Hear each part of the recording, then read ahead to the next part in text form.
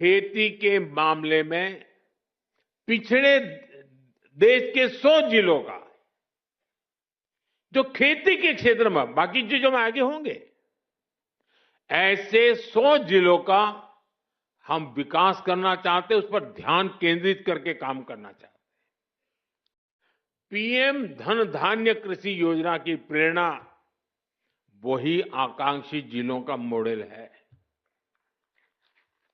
इस योजना के लिए 100 जिलों का चयन बहुत सोच समझकर किया गया है। 3 पैरामीटर्स पर इन जिलों का चुनाव किया गया है।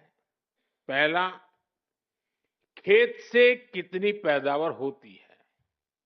दूसरा, एक खेत में कितनी बार खेती होती है। और तीसरा, किसानों को लोन या निवेश की कोई सुविधा है और है तो कितनी मात्रा में है। साथियों, हमने अक्सर 36 के आंकड़े की चर्चा सुनी है। हम बार बार कहते हैं उनके बीच तो 36 का आंकड़ा है, लेकिन हर चीज को हम चुनौती देते हैं, उसको उल्टा करते हैं। इस योजना में हम सरकार की 36 योजनाओं को एक साथ जोड़ रहे हैं। जैसे प्राकृतिक खेती पर राष्ट्रीय मिशन है, सिंचाई के लिए पर ड्रॉप मोर क्रॉप अभियान है, तेल उत्पादन को बढ़ाने के लिए तिलहन मिशन है, ऐसी अनेक योजनाओं को एक साथ लाया जा रहा है। पीएम धन धान्य कृषि योजना में हमारे पशुधन पर भी विशेष फोकस किया जा रहा है। आप जानते हैं, फूट एंड माउथ डिसीज यानी खुरपका मुंहपका जैसी बीमारियों से पशुओं को बचाने के लिए 125 करोड़ से अधिक टीके मुफ्त लगाए गए हैं। इससे पशु भी स्वस्थ हुए हैं और किसानों की चिंता भी कम हुई है। पीएम धन धान्य कृषि योजना में स्थानीय स्तर पर पशुओं के स्वास्थ्य से जुड़े अभियान भी चलाए जाएंगे। साथियों, आकांक्षी जिला कार्यक्रम की तरह उसी प्रकार से पीएम धन धान्य कृषि योजना का बहुत बड़ा दायित्व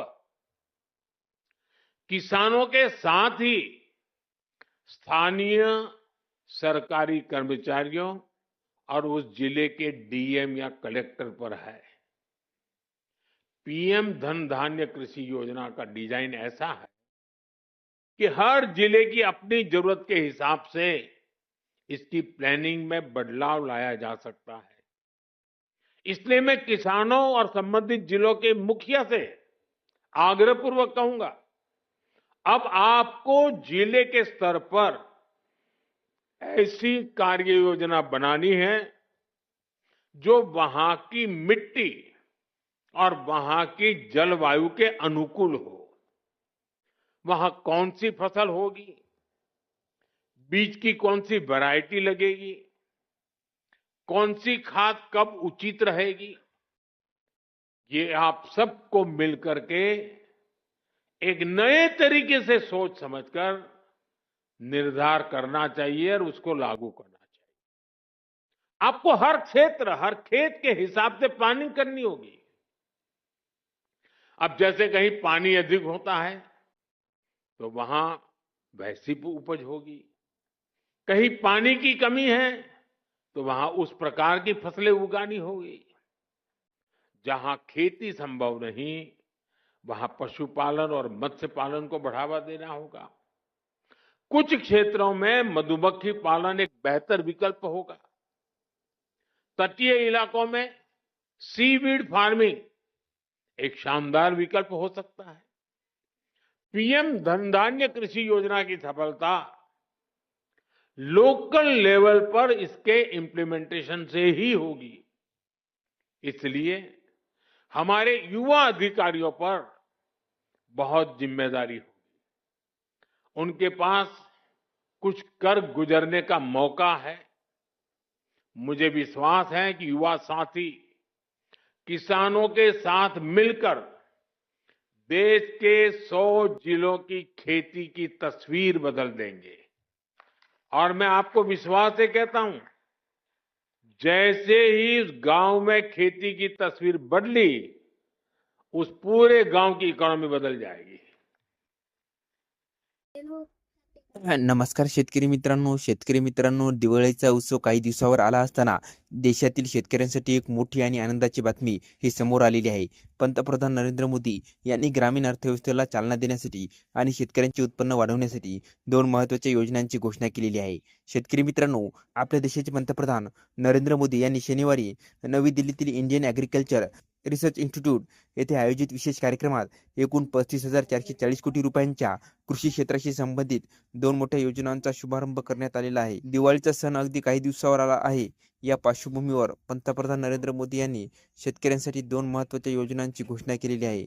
शनिवारी नवी दिल्ली येथील भारतीय कृषी अनुसंधान संस्था येथे आयोजित विशेष कार्यक्रमात कृषी क्षेत्रासाठी एकूण 35,440 कोटी रुपयांच्या दोन महत्त्वाच्या योजनांचा मोदींनी शुभारंभ केलेला आहे.